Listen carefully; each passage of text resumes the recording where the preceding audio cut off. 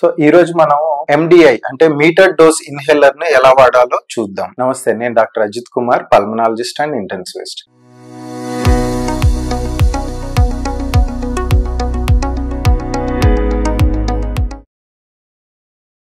మీటర్డ్ dose inhaler అంటే ఇలా ఉంటుంది. ఈ పేరు ఎలా వచ్చిందంటే, మీటర్డ్ అంటే ఆల్రెడీ ఇందులో ఎన్ని డోసెస్ వరకు వస్తుంది అన్నది కరెక్ట్ గా క్యాలిబ్రేషన్ చేయబడి ఉంటుంది. అందుకే దీన్ని మీటర్డ్ డోస్ ఇన్హేలర్ అంటారు. ఇక్కడ చూస్తే మనకు డివైస్ కొన్నప్పుడు ఇందులో ఎన్ని పఫ్ల వరకు మనం వాడొచ్చు అన్నది ఇందులో ఆల్రెడీ నిక్షిప్తమై ఉంటుంది.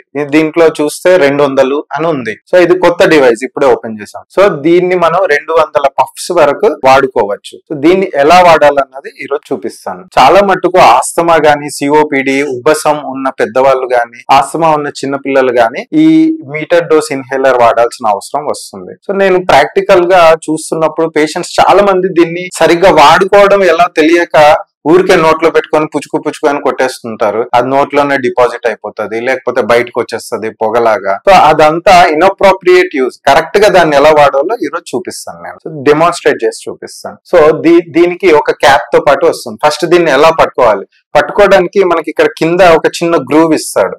ఈ గ్రూవ్ లో మనం బొటన్ వేలు ఇలా పెట్టుకొని ఈ పైన 2 వేళ్లతో గాని 1 వేలుతో గాని దీన్ని ఇలా అంటే ఇలా పెట్టుకున్నప్పుడు ఇది మన నోట్లోకి వచ్చేలాగా పట్టుకోవాలి. లేదంటే ఇలా పట్టుకోవడం లేదా ఇలా పట్టుకోవడం ఇవన్నీ కరెక్ట్ పద్ధతి కాదు. సో ఇలాగా కరెక్ట్ గా ఇలా పట్టుకోవడం, పట్టుకోవడం ఫస్ట్ స్టెప్. తర్వాత దీన్ని బాగా షేక్ చేయాలి. షేక్ చేయడం ఎందుకంటే ఇందులో డ్రగ్ తో పాటు డ్రగ్ ని డెలివరీ చేయడానికి ఒక క్యారియర్ పార్టికల్ కూడా ఉంటది. సో రోజంతా పొద్దంతా వాడకుండా కిందే పెట్టేయడం వల్ల అది మొత్తం డిపాజిట్ అయిపోయి ఉంటది, కింద సెడిమెంట్ అయిపోయి ఉంటది. సో దాన్ని చక్కగా కదిలితే మళ్ళీ మంచిగా మిక్స్ అవుతుంది. సో క్యారియర్ పార్టికల్ అండ్ మనకు కావాల్సిన డ్రగ్ బ్రాంకోడైలేటర్ గానీ ఇన్హలేషనల్ స్టీరాయిడ్ గానీ మంచిగా మిక్స్ అవుతుంది. అప్పుడు సెకండ్ స్టెప్ అన్నది మంచిగా మిక్స్ చేయడం అంటే కుదపడం, ఊపడం. దాని తర్వాత ఇది తీసేయాలి. తీసేసి క్యాప్ తీసేసి, సో ఇది చాలా క్రూషియల్ స్టెప్. నెక్స్ట్ ఛాతీలో ఉన్న గాలి మొత్తం బయటికి తీసేయాలి. చూడండి, బిందెలో నీళ్లు పెట్టాలంటే ముందు బిందె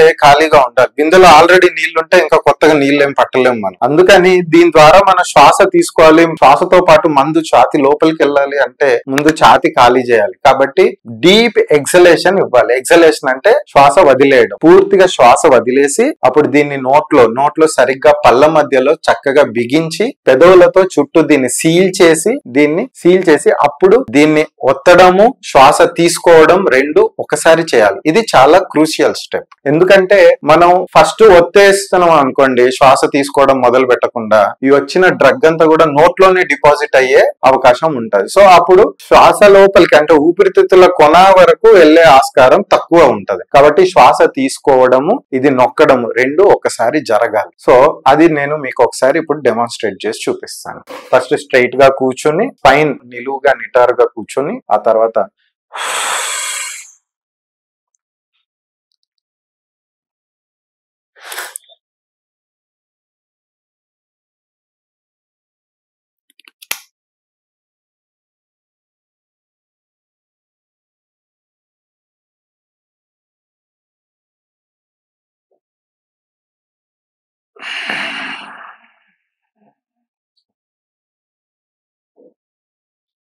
ఇది.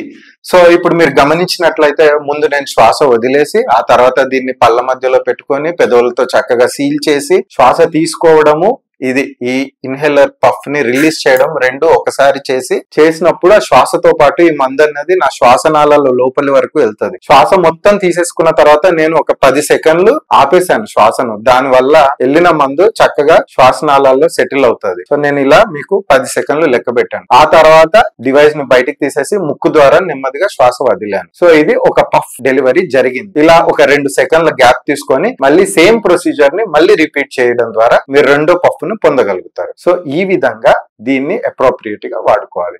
This is watt meter dose inhaler. Thank you.